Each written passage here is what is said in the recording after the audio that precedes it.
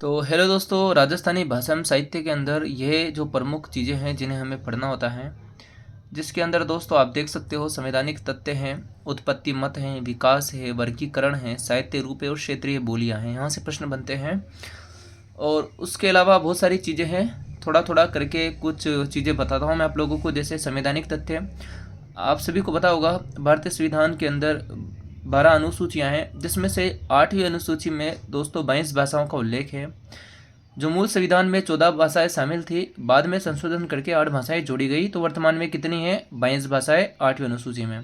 राजस्थानी भाषा का इसमें उल्लेख नहीं है, मतलब 22 भाषाओं में राजस्थानी भाषा का उल्लेख नहीं है। इसका मतलब संविधान में नहीं है, तो अपनी जो भाषा है राजस्थानी वो कैसी है? असंवैधानिक है। इसके लिए समय समय पर प्रयास भी किए जा रहे हैं ना। अनुच्छेद 343 के अनुसार संघ की, मतलब कि अपने संघ यानी कि भारत की राजभाषा हिंदी व लिपि क्या है? देवनागरी होगी, है ना। 14 सितंबर को हम सभी हिंदी दिवस मनाते हैं। अनुच्छेद 345 के अनुसार राज्य प्रचलित भाषा को राजभाषा का दर्जा दे सकता है। मतलब कि 345 में कहा गया है कि यदि जो कोई भी राज्य है वहाँ की जो प्रचलित भाषा है उसे राजभाषा का दर्जा दे दो। राजस्थान की राजभाषा क्या है? हिंदी है। ओके। राजस्थानी राजभाषा दिवस हम मनाते 21 फरवरी को। बहुत बार एग्जाम में पूछा जा चुका है। जो राजस्थानी भाषा की जो लिपि है दोस्तों वो कैसी है? महाजनी है, बढ़िया वाटी है, मुड़िया है।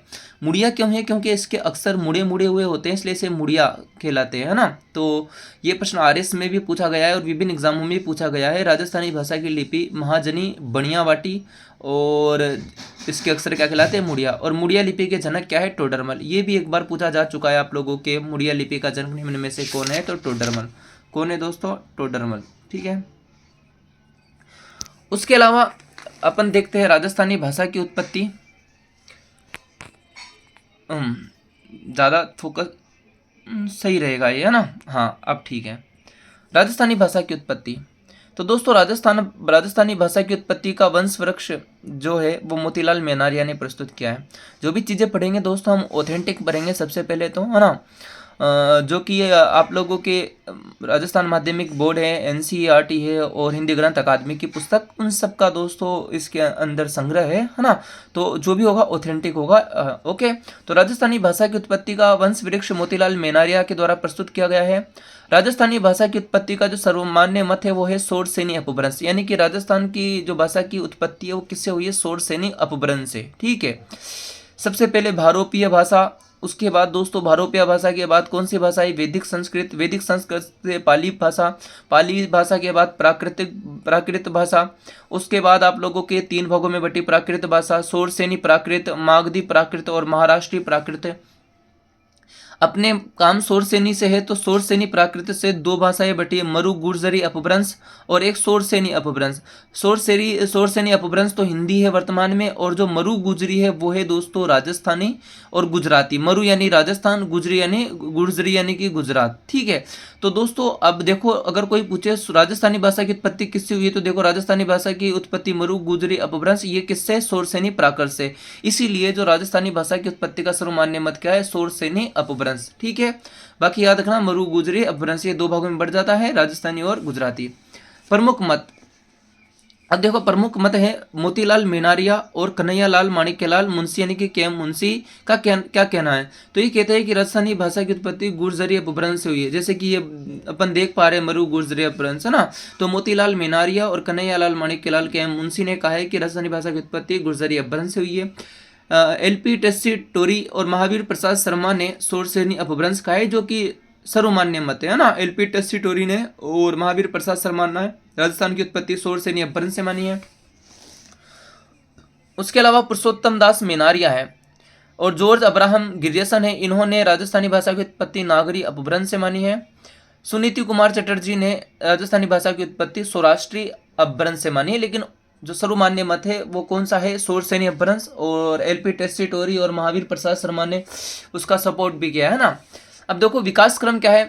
गुर्जरी अपभ्रंश का 11वीं से 13वीं शताब्दी है ना, सदी। गुर्जरी अपभ्रंश 11वीं से 13वीं सदी। प्राचीन राजस्थानी 13वीं से 16वीं सदी। मध्य राजस्थानी 16वीं से 18वीं सदी और आधुनिक राजस्थानी 18वीं सदी से वर्तमान तक। ये विकास क्रम है ना, गुर्जरी अपभ्रंश का 11वीं से 13वीं सदी और प्राचीन राजस्थानी 13वीं से 16वीं, मध्य राजस्थानी 16वीं से 18वीं और आधुनिक राजस्थानी 18वीं से वर्तमान तक। ठीक है, ओके। अब राजस्थानी भाषा की उत्पत्ति 12वीं सदी यानी कि 1185 ईस्वी में हुई। राजस्थानी भाषा की उत्पत्ति कब देखने को मिलती है? 12वीं सदी में। अपन ने यहाँ देखा भी गुर्जरी अपभ्रंश 11वीं से 13वीं सदी, तो यहाँ पर 12वीं सदी 1150 ईस्वी। राजस्थानी भाषा का स्वर्णकाल 17वीं से लेकर 19वीं सदी है, यानी 1650 से 1850 ईस्वी के मध्य स्वर्णकाल कहलाता है। राजस्थानी भाषा के अन्य नाम है, जैसे कि राजस्थानी है, मायड़ बोली है, मरु भाषा है, मरुवाणी है, जिसमें मायड़ बोली बहुत फेमस है ना, अच्छा लगता है बोलने में। ऐतिहासिक तथ्य, राजस्थानी भाषा का प्राचीनतम लिखित साक्ष्य उद्योतन सूरी द्वारा लिखित कुवल्यमाला ग्रंथ में मिलता है, जिसमें 18 भाषाओं का उल्लेख है। RS प्री में पूछा गया था दोस्तों, ठीक है, ये वाला प्रश्न 2023 में है ना, कि उद्योतन कुवल्यमाला में कितनी भाषाओं का उल्लेख है, ये प्रश्न था, है ना, तो 18 भाषाओं का। तो राजस्थानी भाषा का प्राचीनतम लिखित साक्ष्य कहाँ मिलता है? एक राइटर है उद्योतन सूरी, उनकी लिखित पुस्तक है कुवल्यमाला। इस ग्रंथ के अंदर 18 भाषाओं का उल्लेख है। इस ग्रंथ में मरु भाषा भी उल्लेखित है, मतलब 18 में से एक भाषा है मरु भाषा, जो संभवतः पश्चिमी राजस्थान में बोली जाने वाली कौन सी है? मारवाड़ी है। ओके, तो मारवाड़ी या मरु भाषा का उल्लेख किसने किया है? उद्योतन सूरी ने अपनी पुस्तक कुवल्यमाला में। 18 भाषाओं का भी उल्लेख है उसमें, है ना। कुशल लाभ के ग्रंथ पिंगल शिरोमणि तथा अबुल फजल के ग्रंथ आईने अकबरी में भी मारवाड़ी बोली का उल्लेख मिलता है। यहाँ से प्रश्न बन सकता है, इसलिए इंपॉर्टेंट है। उसके अलावा दोस्तों 1912 में जॉर्ज अब्राहम गिरियर्सन ने अपने ग्रंथ लिंग्विस्टिक सर्वे ऑफ इंडिया, ये प्रश्न पूछा जा चुका है पुस्तक का भी, है ना। तो 1912 में जॉर्ज अब्राहम गिरियर्सन ने अपने ग्रंथ लिंग्विस्टिक सर्वे ऑफ इंडिया में राजस्थानी भाषा का वैज्ञानिक वर्गीकरण किया। सर्वप्रथम सबसे पहले वैज्ञानिक वर्गीकरण किसने किया? जॉर्ज अब्राहम गिरियर्सन ने। जाने कितनी बार पूछा जा चुका है कि राजस्थानी भाषा का सर्वप्रथम वैज्ञानिक वर्गीकरण करने वाले कौन है? तो कौन है? George Abraham Grierson. किसमें? लिंग्विस्टिक सर्वे ऑफ इंडिया नामक पुस्तक में। और कब? 1912 में। इस ग्रंथ में 179 भाषा व 544 बोलियों का उल्लेख मिलता है। इस ग्रंथ के 9वें जिल्द के 2 खंड में, दूसरे खंड में राजस्थानी का वर्गीकरण। देखो दोस्तों, मतलब अगर ज्यादा डीपली पूछ ले तो याद रखना, इस ग्रंथ का, कौन से ग्रंथ का? लिंग्विस्टिक सर्वे ऑफ इंडिया ग्रंथ का 9वें जिल्द के 2वें खंड में राजस्थानी का वर्गीकरण किया है। ओके, गिरियर्सन ने राजस्थानी का अर्थ राजपूतों के देश की भाषा या रजवाड़ों की भाषा बताया है। जॉर्ज अब्राहम गिरियर्सन ने अपनी पुस्तक में। गिरियर्सन ने राजस्थानी को 5 भागों में विभक्त किया है। तो गिरियर्सन ने राजस्थानी को कितने भागों में विभक्त किया है? 5 भागों में। ये इंपॉर्टेंट हो जाता है बहुत ही ज्यादा। ऐसा प्रश्न बन जाए कितने भागों में विभाजित कर रखा है, तो राजस्थानी को कितने भागों में? 5 भागों में विभक्त किया है। लेकिन राजस्थानी भाषा का जो सर्वमान्य वर्गीकरण है वो है LP टेस्टी टोरी।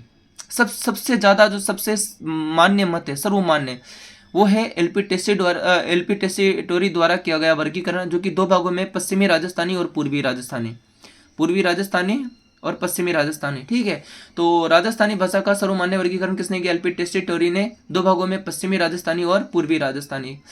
यदि आप लोगों के कमेंट आते हैं कि सर यहाँ से आगे कंटिन्यू रखिए और ये पश्चिमी राजस्थानी, पूर्वी राजस्थानी बताइए अच्छे से, तो मैं इस वीडियो को आगे करूँगा, है ना। तो आप इस वीडियो को लाइक करें, चैनल को सब्सक्राइब करें। पूरा का पूरा ऑथेंटिक डाटा है, जो कि रीट के लिए, RS के लिए, सेकंड ग्रेड के लिए, फर्स्ट ग्रेड के लिए, हर एग्जाम के लिए सफिशिएंट है।